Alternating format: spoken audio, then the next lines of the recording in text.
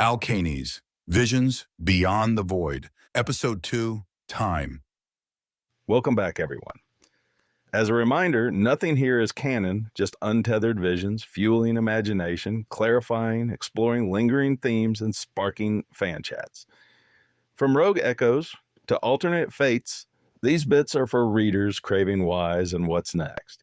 Today, I thought I'd take a moment to explain my reasoning, diving right in, that is to say, how time operates within the Alkanes series.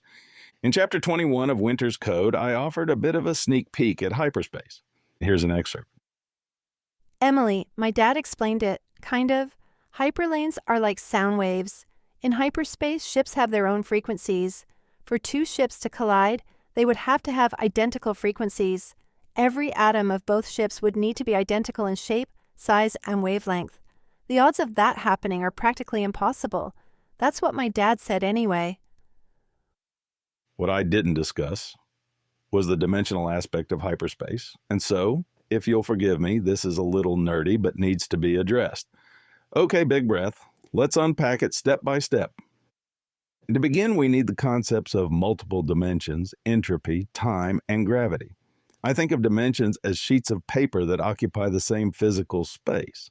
Pretty straightforward. Each dimension has its own characteristics and physics. And setting dimensions aside, we come to entropy, or the idea that over time, physical mass, atoms, molecules, trends toward disorder. Think of it this way. Humpty Dumpty can't be put back together. Eggs don't unscramble themselves, and neither does time. For Humpty, if you took the time to glue him up, it would take more disorder than the order created. The sweat equity, if you will. This concept relates to time, the linear process by which disorder marches forward. I really want to emphasize this. The oddity here is that as mass, stuff, clumps together, we actually get more disorder. That's backwards from what you might think. Frankly, it is odd to me, but it's true. Gluing up Humpty? Locally, it is tidy.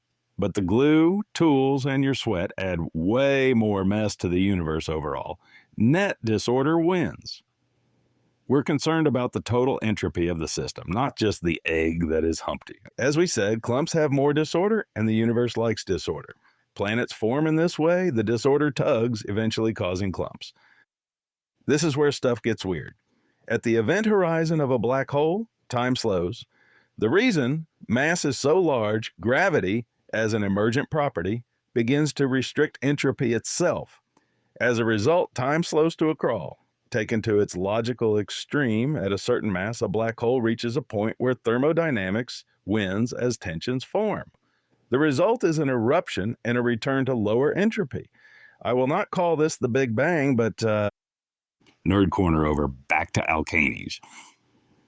There are two actual physical dimensions at play within my work and three distinct outcomes. I'll save those for future episodes. You are welcome. But think rogue echoes rewriting fates stemming from dimensional collisions. But for now, know they tie into how these spaces bleed together. Side note, that made sense when I wrote it. The Alkanes void interacts with dimension 1, the hyperspace dimension, and normal space interacts with dimension 2. Subplanets like Telos interact with both, but as a percentage, there is a 90% interaction with dimension 1, 10% dimension 2. Tying this back to our previous discussion, the entropic baseline within dimension 1 is 1, but is 300 within normal space. Bear with me a moment longer. I'm almost done with the nerdy bits, then it will all tie together. Objectively, all humanoids within the universe experience time the same.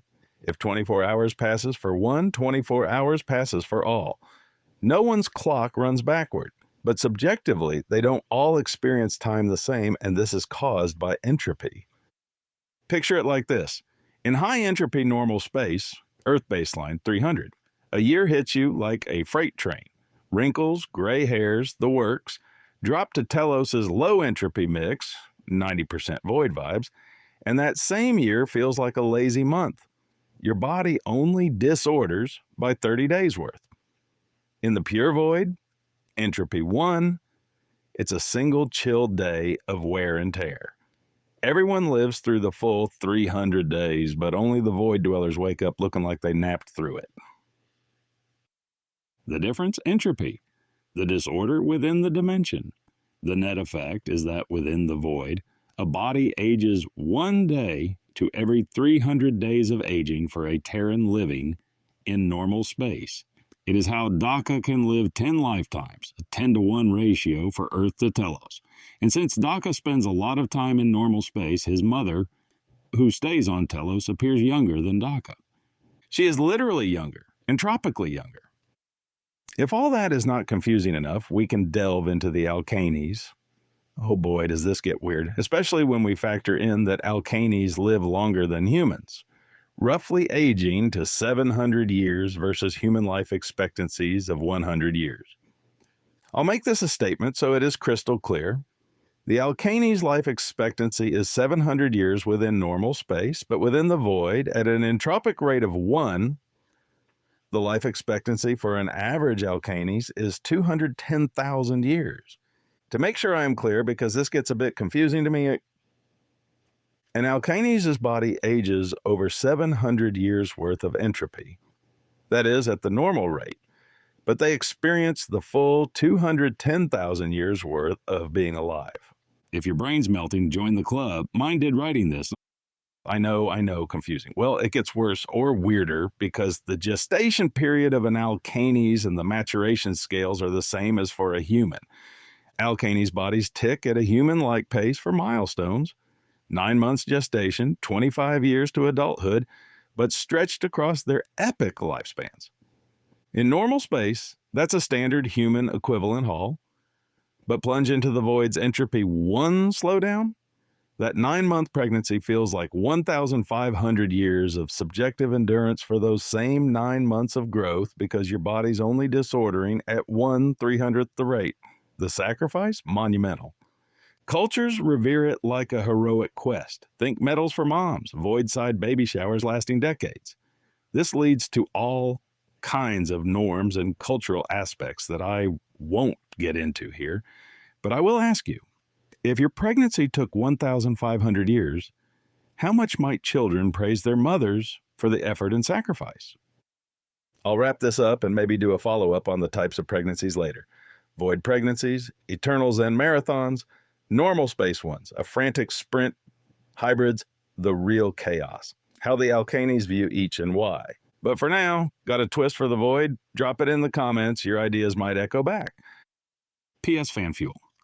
What if void eruptions reverse entropy temporarily, letting someone rebuild a dead timeline but borrowing disorder from their future self?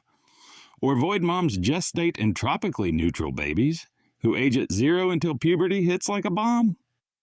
Or my personal favorite, what if hyperspace allowed one to venture out so far they could literally watch history? Until next time, this is James P. Sutton signing off.